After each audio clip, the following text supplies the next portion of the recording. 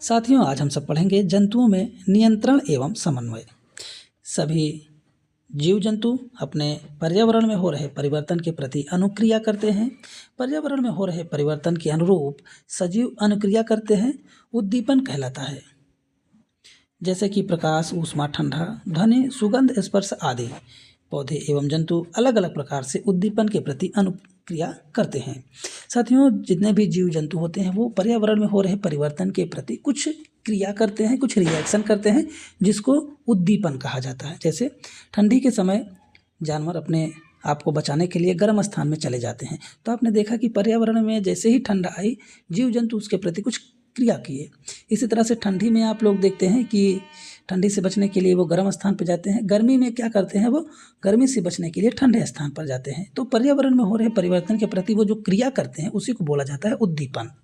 साथियों, जंतुओं में जो नियंत्रण और समन्वय की क्रिया की जाती है वो दो मुख्य तंत्रों के द्वारा की जाती है, जिसमें तंत्रिका तंत्र और अंतःस्रावी तंत्र सम्मिलित होते हैं।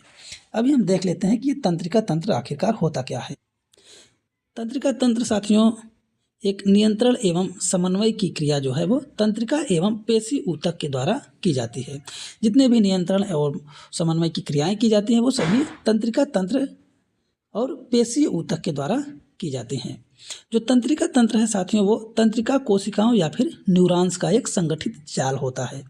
यह सूचनाओं को विद्युत आवेग के द्वारा शरीर के एक भाग से दूसरे भाग तक ले जाता है और सूचनाएं हमारे तंत्रिका तंत्र को ग्राही के द्वारा प्राप्त होती हैं। जो ग्राही होती है वो तंत्रिका कोशिकाओं के विशिष्टीकृत सिरे होते हैं जो वातावरण से सूचनाओं का पता लगाते हैं। ये ग्राही हमारी ज्ञानेंद्रियों में स्थित होते हैं। जैसे हमारी जो ज्ञानेंद्रियां हैं उसके अंतर्गत आ जाते हैं हमारे कान। कान का जो काम होता है वो सुनने का होता है और संतुलन बनाने का होता है। आँख का काम होता है प्रकाश को ग्रहण करना और देखना। त्वचा जो है वो ताप को ग्रहण करती है, गर्म और ठंडा महसूस करती है और स्पर्श को महसूस करती है। इसी तरह से हमारी जो नाक होती है उसमें एक घ्राण ग्राही होती है जो गंध का पता लगाती है, और जीभ साथियों रस संवेदी ग्राही होती है, वो स्वाद का पता लगाती है। अब देखेंगे हम तंत्रिका कोशिका या फिर न्यूरॉन्स जिसको बोला जाता है।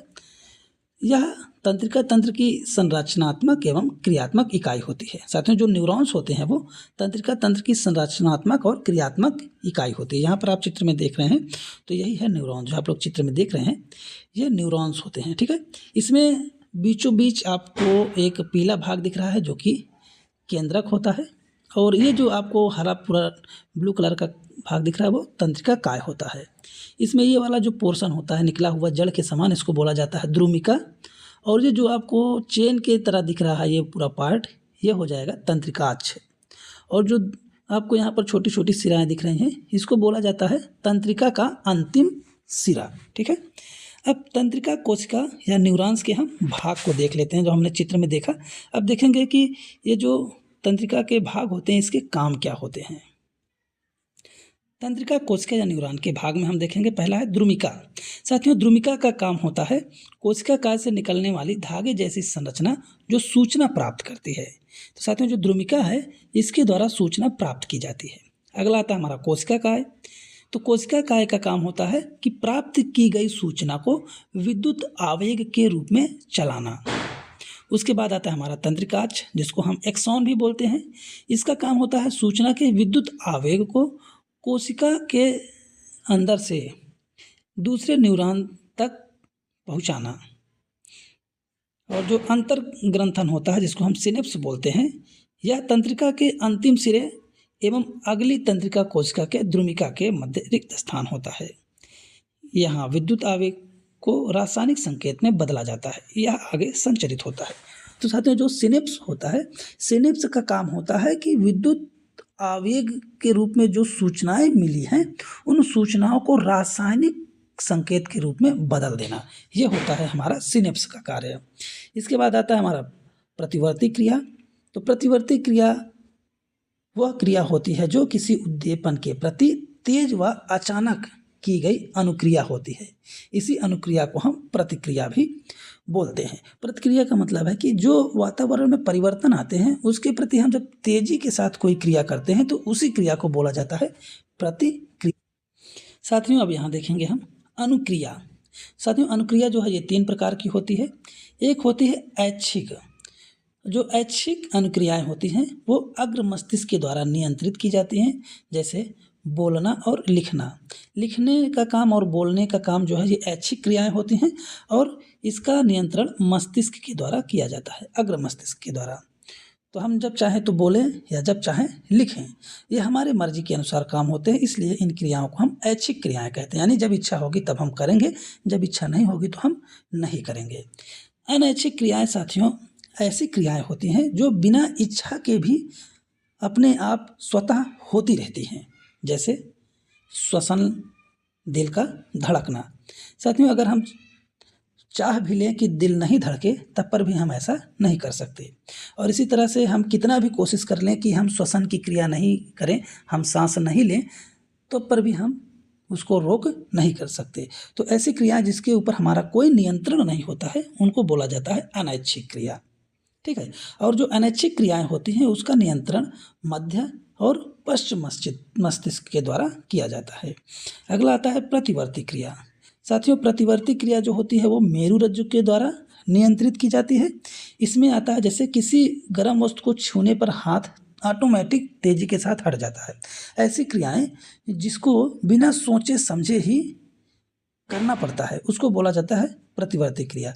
जैसे अगर हमारे पैर में कांटा चुभ जाए तो हम बिना सोचे ही पैर को ऊपर कर लेते हैं। यहाँ पर हम सोचते नहीं हैं कि पैर ऊपर करें कि नहीं करें। इतना सोचेंगे तो हमारा जो कांटा है वो पैर के आर पार हो जाएगा। तो प्रतिवर्ती क्रियाएं ऐसी क्रियाएं होती हैं जो बहुत तेजी के साथ घटित होती हैं और इसको नियंत्रित करने का काम मेरु रज्जु करता है। अब यहाँ पर हम देखेंगे कि प्रतिवर्ती क्रिया की आवश्यकता क्या होती है। कुछ परिस्थितियों में जैसे गर्म वस्तु छूना, पैनी वस्तु चुभना आदि हमें तुरंत क्रिया करनी होती है, वरना हमारे शरीर को क्षति पहुंच सकती है। यहाँ अनुक्रिया मस्तिष्क के स्थान पर मेरु रज्जु उत्पन्न होती है जो जल्दी होती है। साथियों जो प्रतिवर्ती क्रियाएं होती हैं इसकी आवश्यकता इसलिए पड़ती है कि ऐसी कुछ परिस्थितियां होती है जहां पर अगर हम तेजी के साथ अनुक्रिया नहीं करें तो हमारे शरीर को क्षति पहुंच सकती है। इसलिए हम प्रतिवर्ती क्रियाएं करते हैं और प्रतिवर्ती क्रियाएं मैंने आपको पहले ही बताया है मेरु रज्जु के द्वारा नियंत्रित की जाती हैं। साथियों जो मानव तंत्रिका तंत्र होता है इसके 2 भाग होते हैं। एक तो होता है हमारा केंद्रीय तंत्रिका तंत्र जिसको सेंट्रल नर्वस सिस्टम बोलते हैं CNS, और दूसरा होता है परिधीय तंत्रिका तंत्र जिसको हम PNS बोलते हैं। और CNS यानी कि जो केंद्रीय तंत्रिका तंत्र होता है इसके अंतर्गत 2 भाग आते हैं, हमारा मस्तिष्क और मेरु रज्जु। और जो PNS है इसके अंतर्गत आते हैं हमारे कपाल तंत्रिका और मेरु तंत्रिका। ठीक है। कपाल तंत्रिका मस्तिष्क से निकलती है और मेरु तंत्रिका जो है ये मेरु रज्जु से निकलती है। पौधों में समन्वय। साथियों पौधों में गति 2 प्रकार की होती है। एक गति होती है जो वृद्धि पर निर्भर होती है, दूसरी गति होती है जो वृद्धि पर निर्भर नहीं होती है। उद्दीपन के लिए तत्काल अनुक्रिया, वृद्धि पर निर्भर न होना। और इसके बाद आ जाता है हमारा पौधे विद्युत रासायनिक साधन का उपयोग कर सूचनाओं को एक कोशिका से दूसरी कोशिका तक पहुंचाते हैं। तो पौधों में किसी भी प्रकार का तंत्रिका तंत्र नहीं होता है, इसलिए इसमें रासायनिक पदार्थों का उपयोग करके सूचनाओं को एक कोशिका से दूसरे कोशिका तक पहुंचाई जाती है।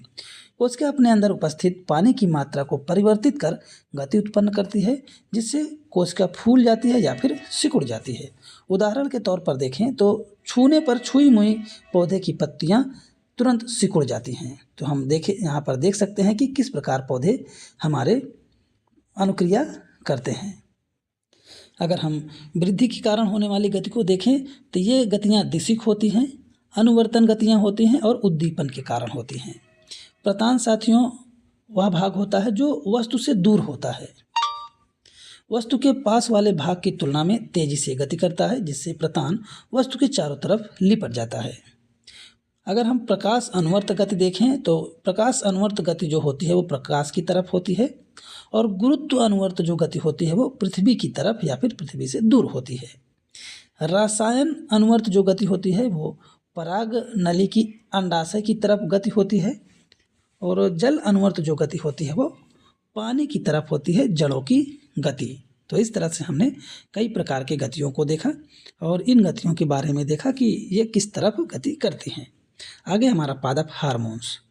तो ये वो रसायन होते हैं जो पौधों के वृद्धि, विकास, अनुक्रिया का समन्वय करते हैं। साथियों, पादप हार्मोन्स ऐसे रसायन होते हैं जो पौधों में होने वाले अनुक्रियाओं को नियंत्रित करते हैं, उनकी वृद्धि को नियंत्रित करते हैं। यहाँ पर हम आगे देखेंगे कुछ पादप हार्मोन्स के बारे में। तो यहाँ पर आप लोग देख सकते हैं मुख्य पादप हार्मोन्स।